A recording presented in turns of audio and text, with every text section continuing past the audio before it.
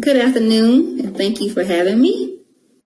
So what we're going to talk about and what was requested of me was to discuss absentee voting, and I want to thank you all for allowing me this platform to have somewhere to discuss absentee voting. This has been a trending topic with COVID-19 happening. We've had a significant increase in voters that have requested to vote absentee by mail.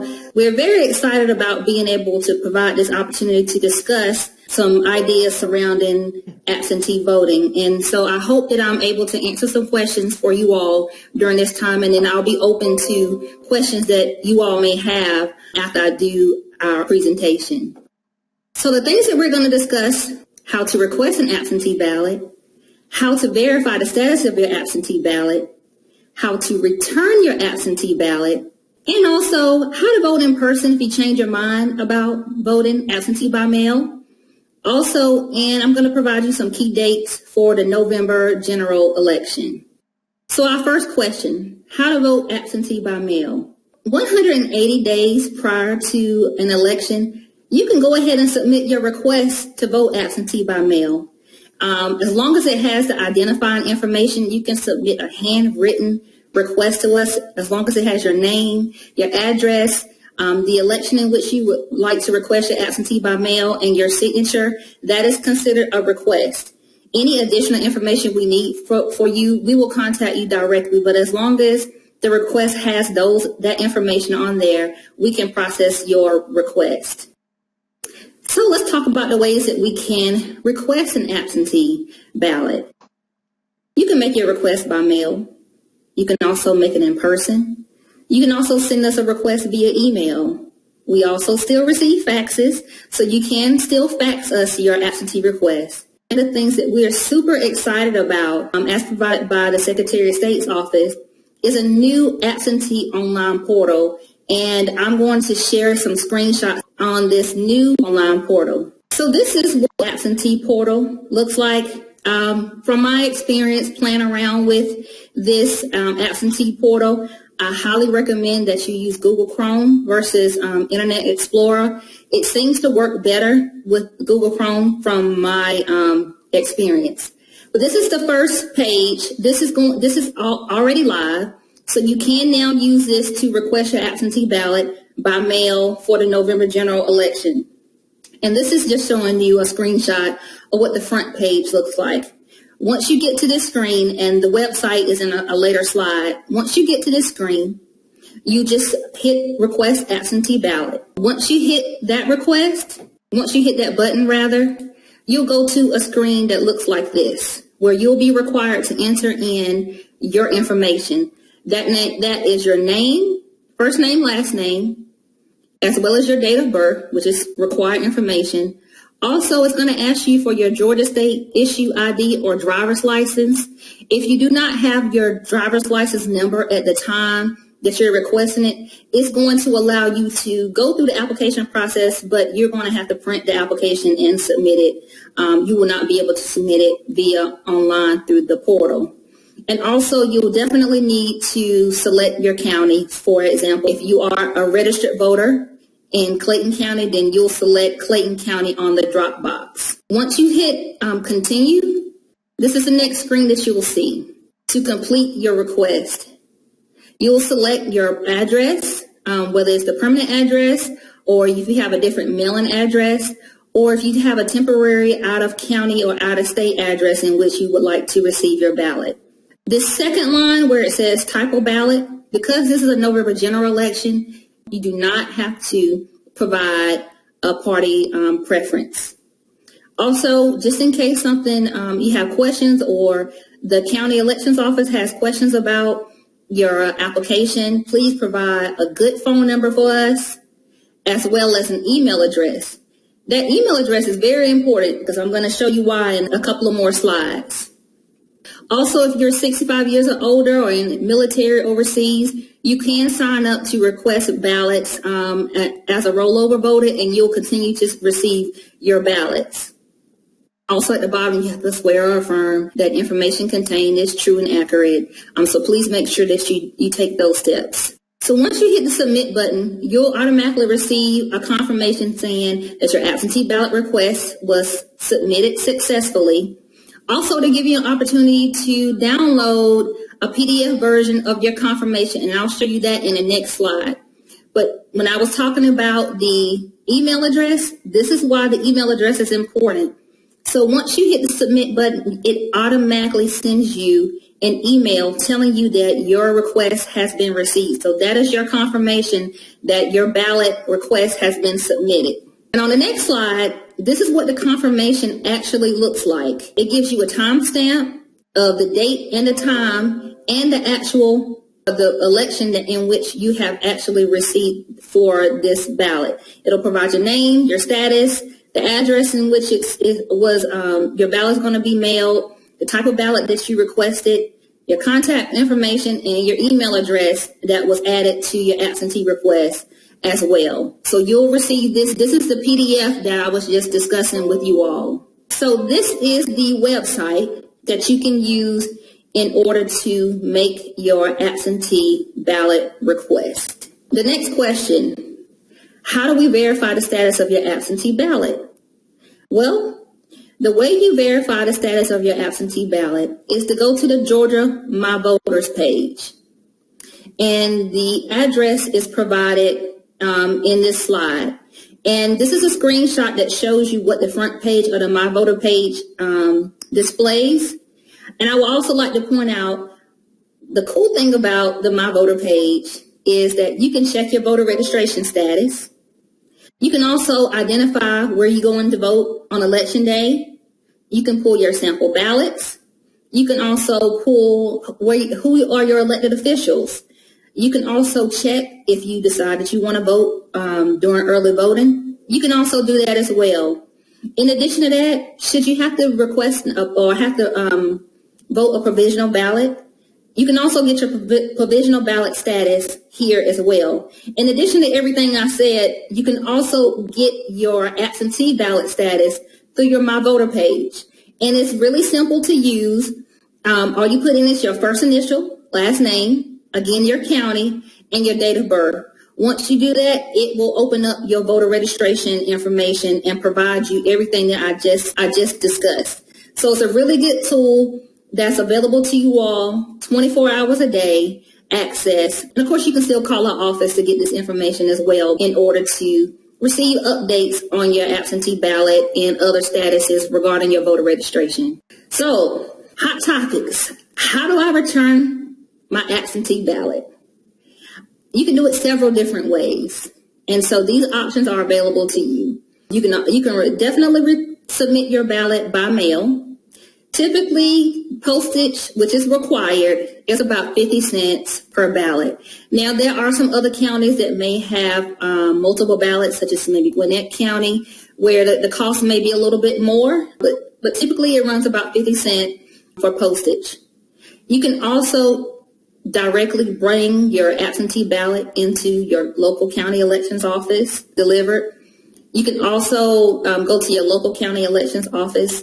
Most county election offices, with the passing of the Emergency State Election Board rule, can have access to Dropbox in order to allow you to have that contactless service that everybody is desiring due to the COVID-19 pandemic.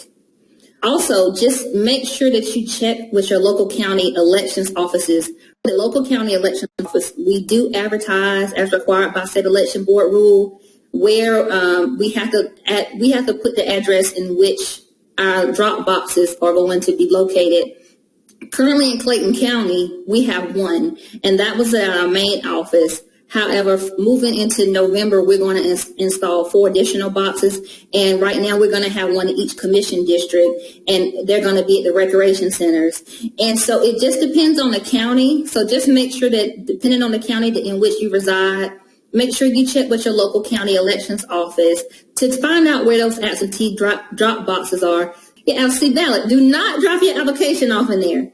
Only for your absentee ballot is the only thing that can be put in there. Also, just making sure in the next slide, I'm going to show you how do you know what an actual drop box is. So the Clayton County official absentee drop box.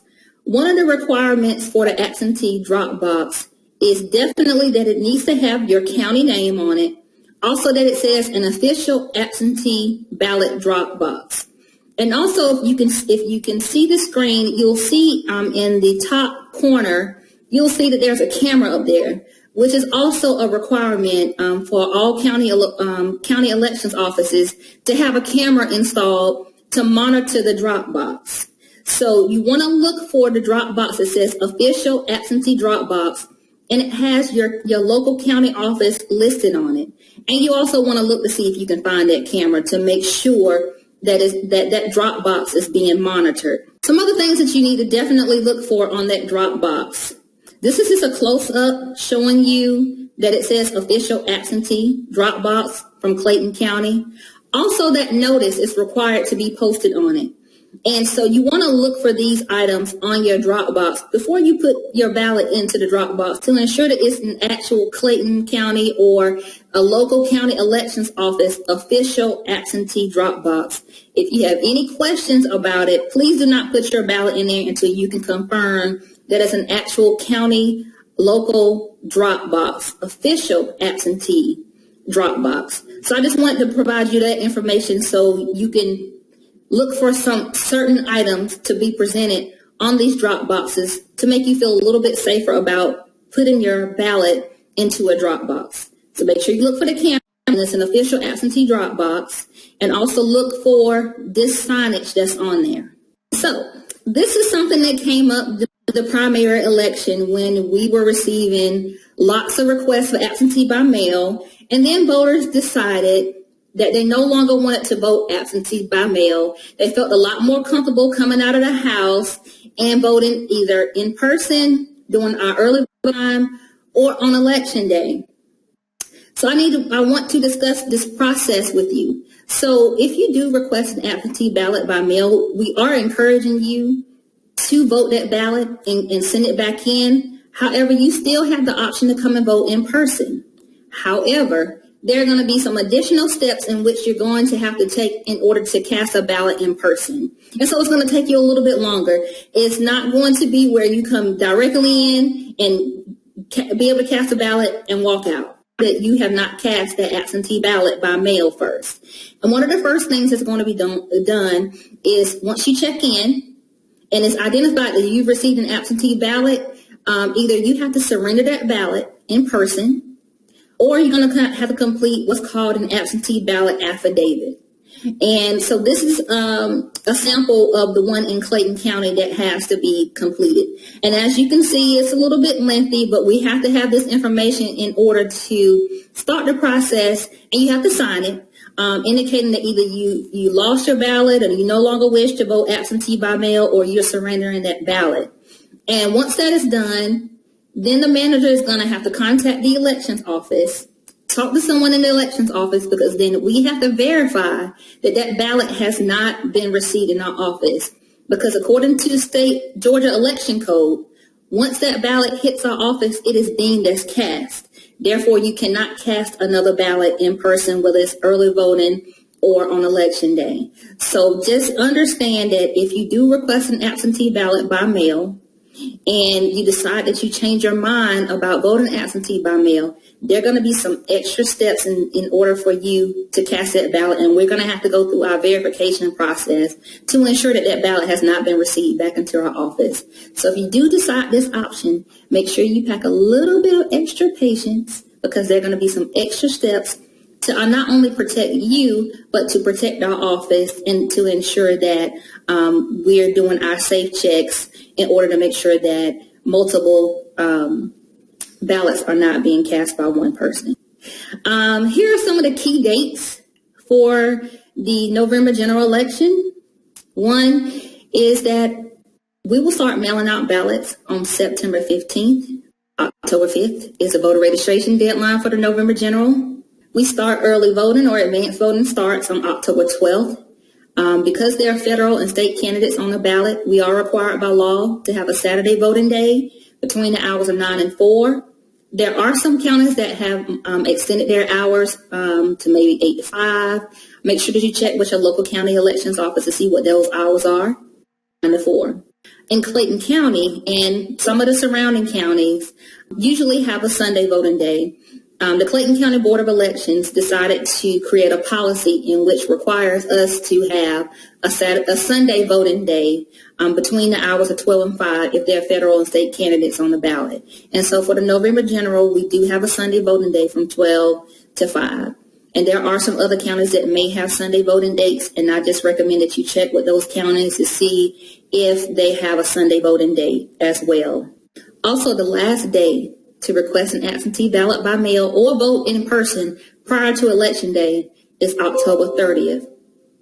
We do not want you to wait until that Friday to submit your request to us.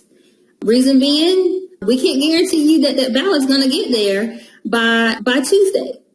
So if you already know that you're ready to vote absentee by mail, don't wait. Go ahead and submit your request. Definitely don't wait until the last minute. We will mail out your ballot, but it'll be up to you to get it back to our office by Election Day. Also, Election Day is November 3rd, and that is also the deadline to return your absentee ballots to our office in order for them to be counted, or they have to be postmarked by election. This is the last slide. Just a couple quick reminders. Make sure that you're registered to vote. Make sure you check your voter status. Also, make sure that you review the sample ballot. It's very important that you know before you go, or you know what you're looking for in your ballot prior to you voting. Make sure that you plan to vote early to avoid long lines on Election Day. Also, make sure that you return your ballot in a timely manner. That's going to be very important. And also, all elections are important. Please keep the same momentum in voting just as we do for the November general elections, because there are still important races that have yet to be decided in the runoff elections. So please, we strongly encourage you all to continue to vote through and go to these runoff elections. We have a significant drop in turnout during runoff elections. We want you to stay on top of it and continue to vote and treat each election, just as important as the November general election. And this is the last slide because I know that you all cover Clayton, Fulton, and Fayette County. I just wanted to provide the websites that are for our local election offices.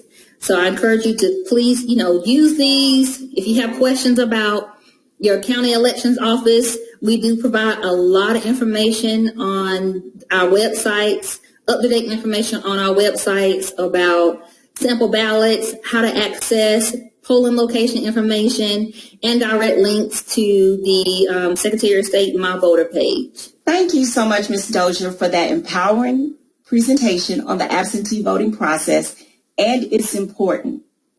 At this time, ladies and gentlemen, we will open the lines for you to direct questions to our presenter regarding the absentee voting process.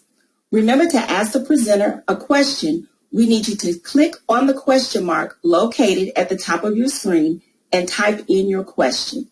We will open the floor for 5 minutes to answer questions regarding absentee voting.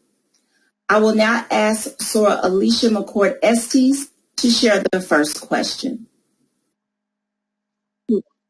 Okay, Sora Tucker, we do have a couple of questions from the chat. The first one is, will the absentee ballots be counted before Election Day?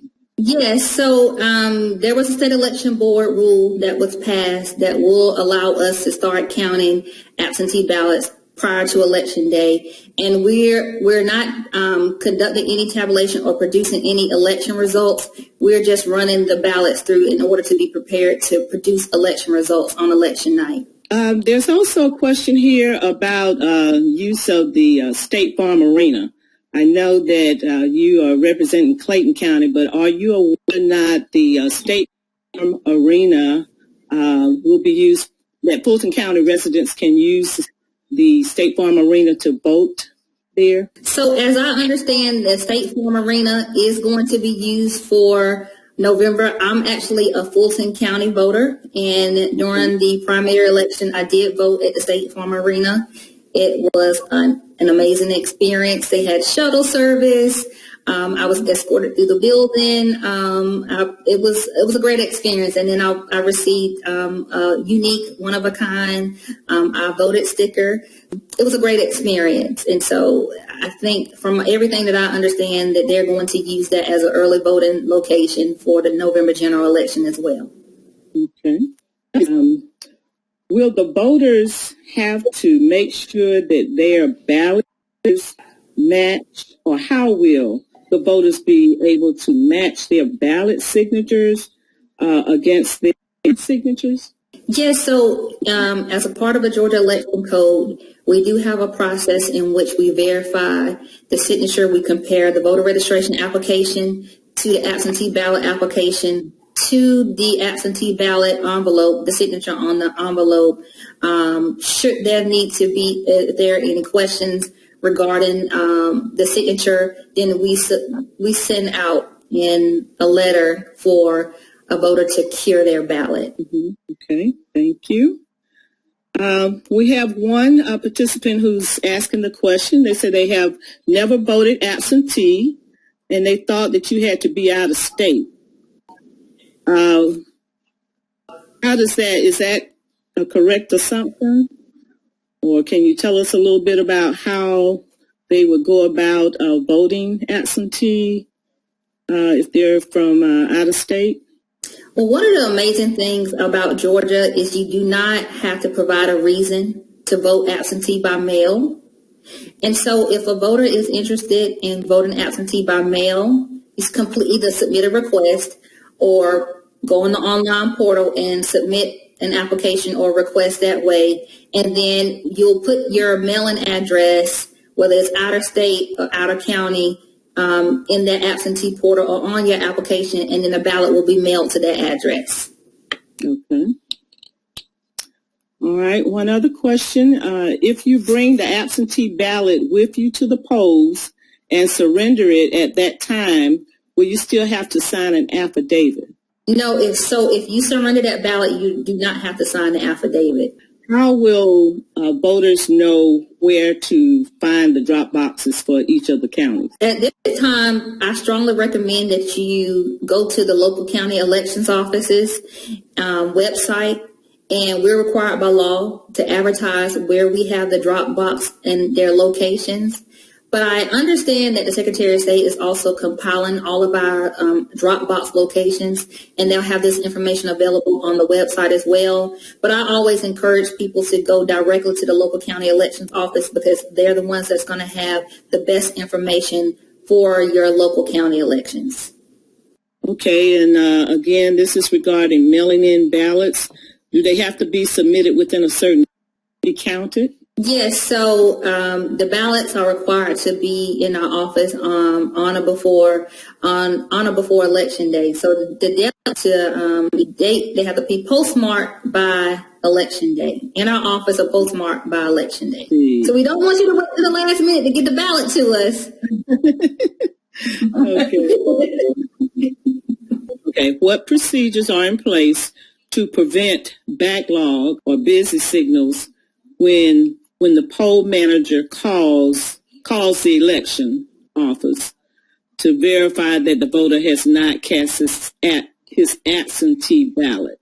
So did you understand that? So if someone's trying to get verification, okay.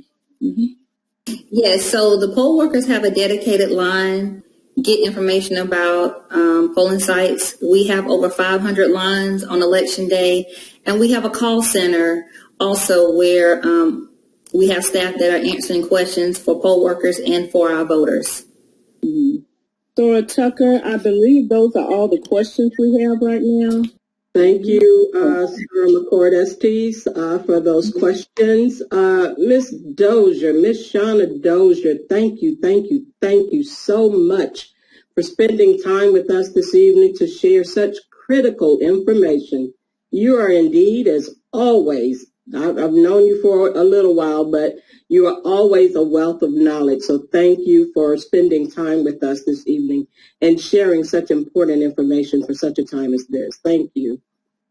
Let me also thank our information and communications team for our technical support tonight, our social action co-chairs, Angela Odom, Georgiana Bolden, and Kathy Adams, along with the Social Action Committee and our partnering committees for bringing us tonight's session. Thank you, the community, for joining us this evening.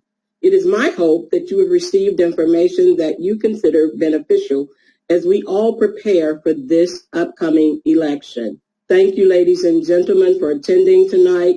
Stay safe and be blessed.